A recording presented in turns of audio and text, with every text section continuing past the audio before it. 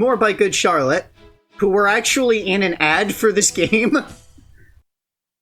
That is weird. Yeah, it's a weird ad that just has, they're sitting on a couch, they all have bongos, and they're playing the game. This song, their own song in the game.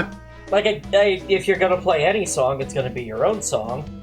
And then the ad, ends with, the band is on stage playing, except one of the guys is still backstage because they're hooked on the game. That is a subtle and bad message.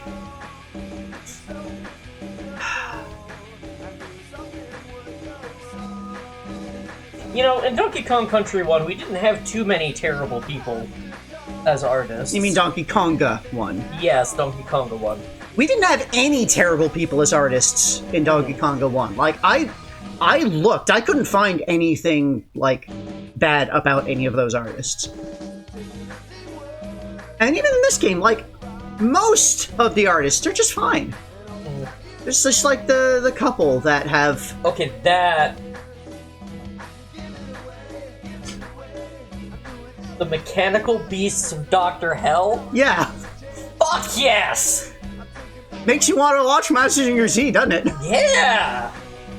More classic anime. Or at least hear the opening track.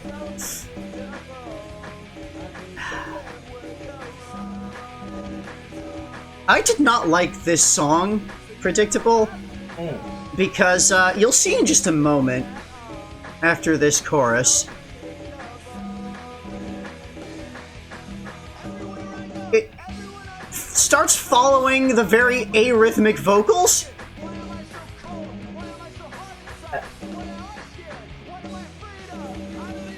The beat map just kind of goes off the fucking rails here. Just like how the vocals go off the fucking rails here. Weird. And that fucking ending, I had to retry this multiple times, specifically because of that ending. Huh. It's not a roll into a roll.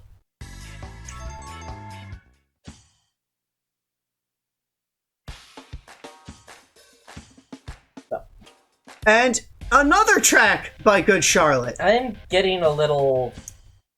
It's only the 3, but, I have to assume that they had some kind of connection. Somebody at Nintendo of America knew someone in the band, or something. Especially if they are also in Elite Beat Agents. Or maybe this was, they were, maybe part of them getting in the ad involved them having more tracks in the game. But, even the fact that they were in the ad feels like there must have been a connection there. Yeah. Unless they were just aggressively looking for ways to license out. But... yeah. Kirby! Yeah, once again, the European version got a bunch of the tracks from Smash that were only in the European version that they didn't put... There's no video game music in this, the North American version of this game. There's the Except the Donkey Konga 2 theme. That's the only video game track in the game. But yeah, European version got a bunch of video game tracks. Japanese version got a couple. Also, is this song even an anthem? Kinda. It can be described that way.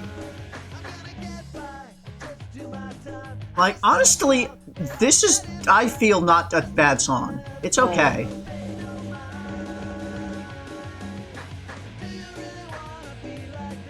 It's not the best cover, again, but... I'm gonna look up what the definition of an anthem is, specifically.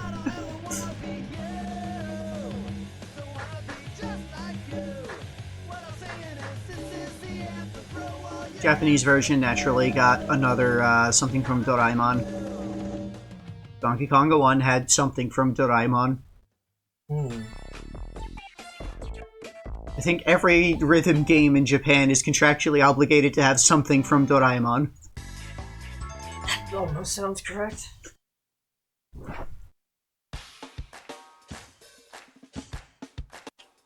Moving on to more music that I really like.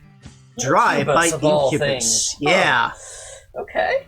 Yeah, I really like Incubus.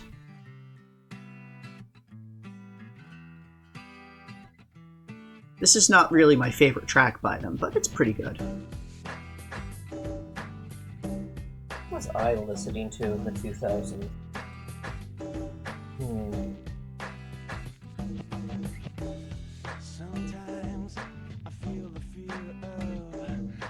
I mean, most of what I was listening to in the 2000s was 70s British alt-rock. Yeah, I was just thinking it would probably be either, like, Rebel Yankovic, because I'm a nerd. Weird Al's cool. No. Or punk rock.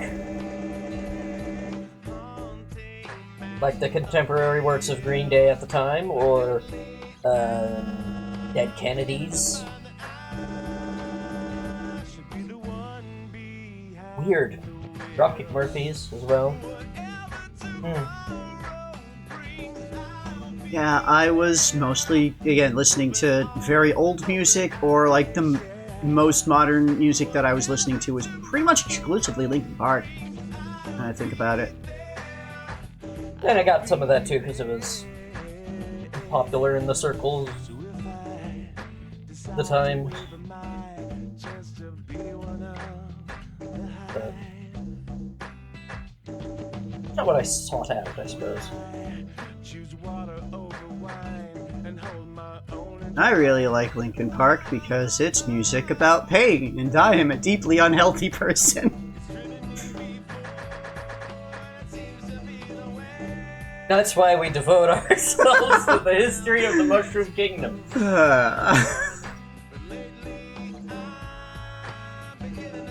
Appeared in 8 different Dance Revolution games.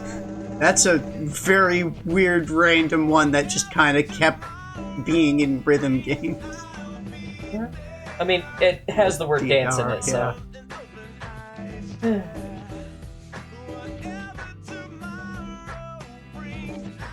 I was a little confused seeing that like, everywhere that I could see that had the name of that song with the translation, they just didn't really translate the second word. Because the second word is like the combination of 2 onomatopoeias related to drums. Pom-pom is where you... Ponpokorin. Yeah, hitting the drum. And yeah, ponpoko is the sound of a drum, and rin is like a ringing, like a bell. So ponpokorin.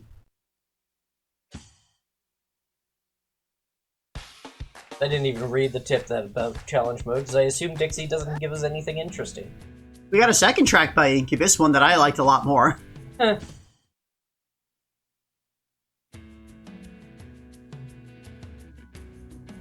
9/11.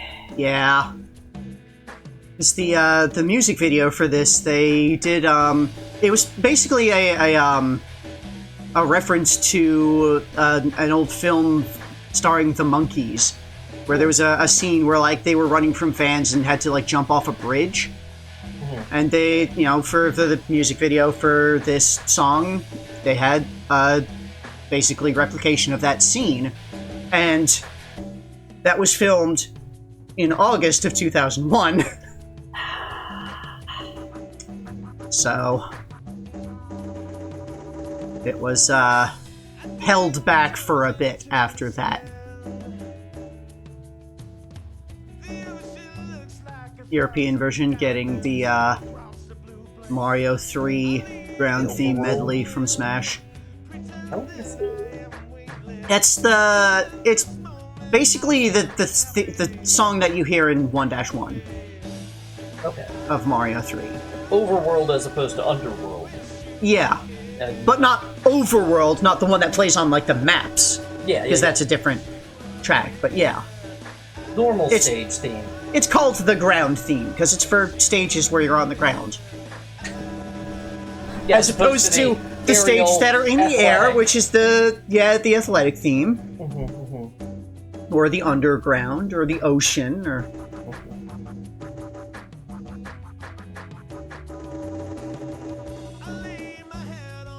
Anthem Seed. It was a popular one at the time. Yeah.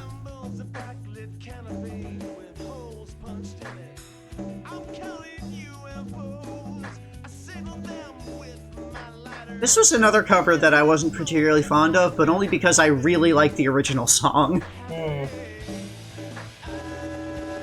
I sometimes feel it's difficult to impress upon the nature of the cultural shift that occurred because of 9/11. It was the end of the 90s. Yeah, it was. At least in America. Mm-hmm. But yeah, I suppose we had been like cultural exporters for so long that had knock-on effects.